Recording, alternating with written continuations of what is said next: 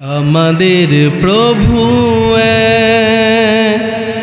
এক নবীর উম্মত, জীবন বিধান এক, ঐশী বাণী কোরআন। আমাদের প্রভু এক নবীর উম্মত, জীবন বিধান এক, ঐশী বাণী কোরআন। তবে কেন এক নও হে মুসলমান, এক হও করিয়া আহ্বান। তবে কেন এক নও হে মুসলমান, এক হও করিয়া আহ্বান। সবাই বলেন মারহাবা। আমার প্রিয় ভাইয়েরা, গভীর মনোযোগ দিয়ে শুনবেন। বিশ্ব নবীজি সহ আরো যত খলিফা ছিল, পৃথিবীতে 4 জন খলিফা ছিল।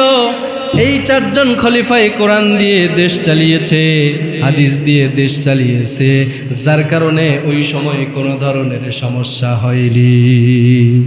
আমার প্রিয় মুসলমান ভাইয়েরা, আমিরুল মুমিনিন খলিফাতুল মুসলিমিন হযরত ওমর রাদিয়াল্লাহু তাআলা আনহু কেমন দেশ চালিয়েছিলেন?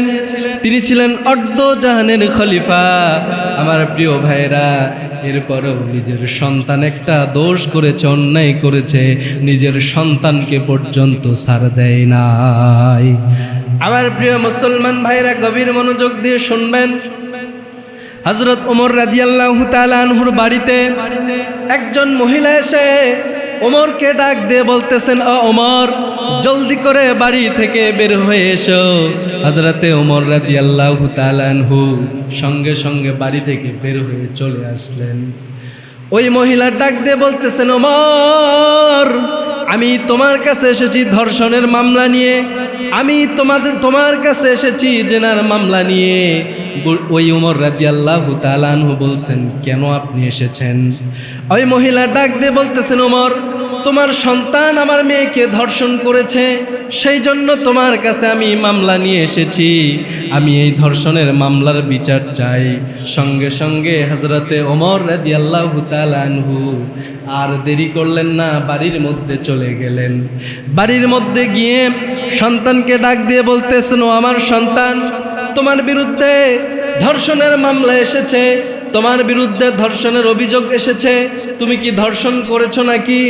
সন্তান বাবাকে ডাক দিয়ে বলতেছে, বাবা, গত রাত্রে আমি বন্ধুদের পাল্লায় পড়ে নেশাগ্রস্ত অবস্থায় ছিলাম, মদ্যপান করেছি, যার কারণে আমার মাথার মস্তিষ্ক ঠিক ছিল না।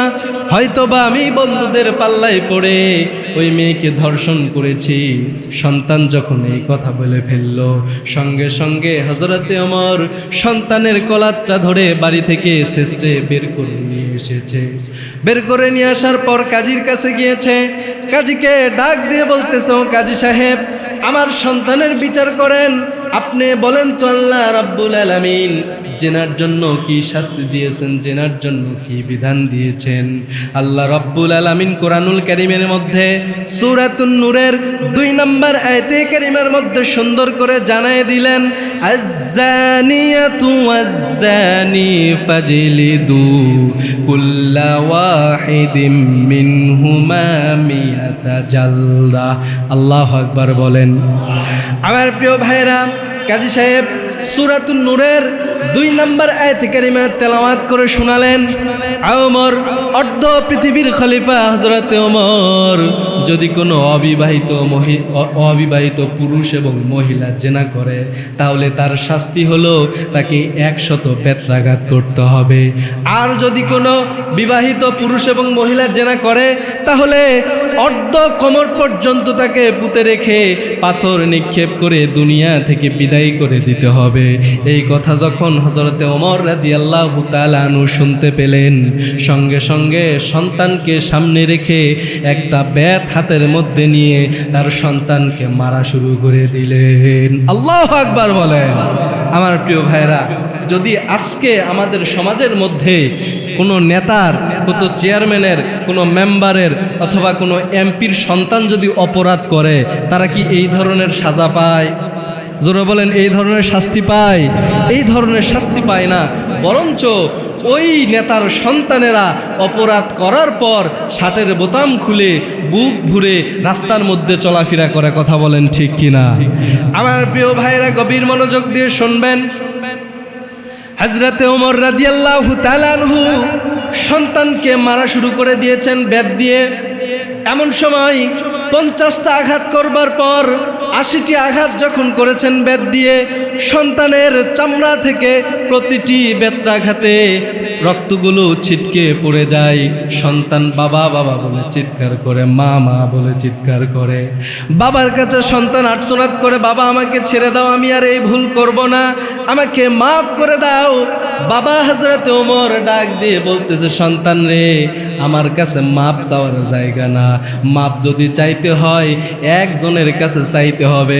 চিৎকার দিয়ে বলেন, তিনি কে? আমার প্রিয় ভাইরা, হযরতে ওমর যখন 80টি বেত্রাঘাত করেছেন, এমন সময় আবু শামা জমিনের মধ্যে কাত হয়ে পড়ে গিয়েছে। হযরতে ওমর লক্ষ্য করে দেখলেন তার সন্তান আর পৃথিবীতে নাই, তার সন্তান মৃত্যুবরণ করেছে বেতের আঘাতে।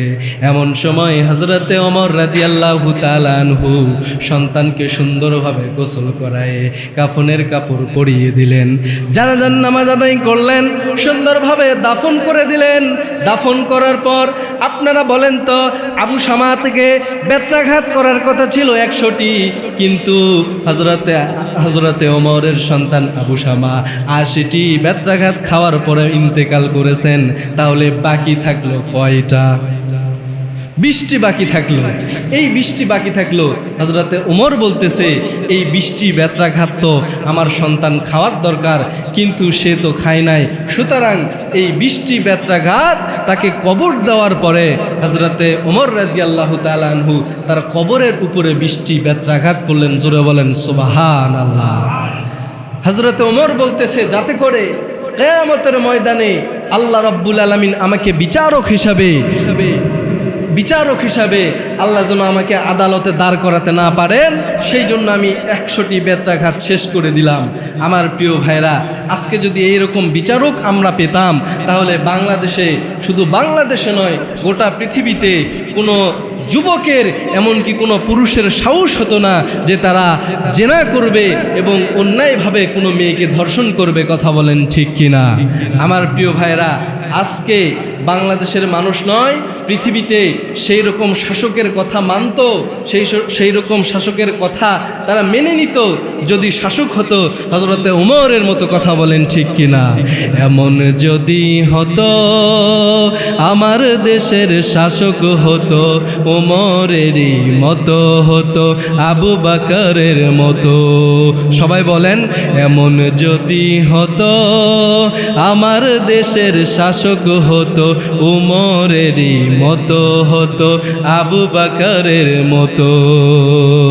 প্রজার দুঃখে তাদের চোখে আসতো না রে ঘুম, দেশের ভেতর পড়ে যেত শান্তি সুখের ধুম।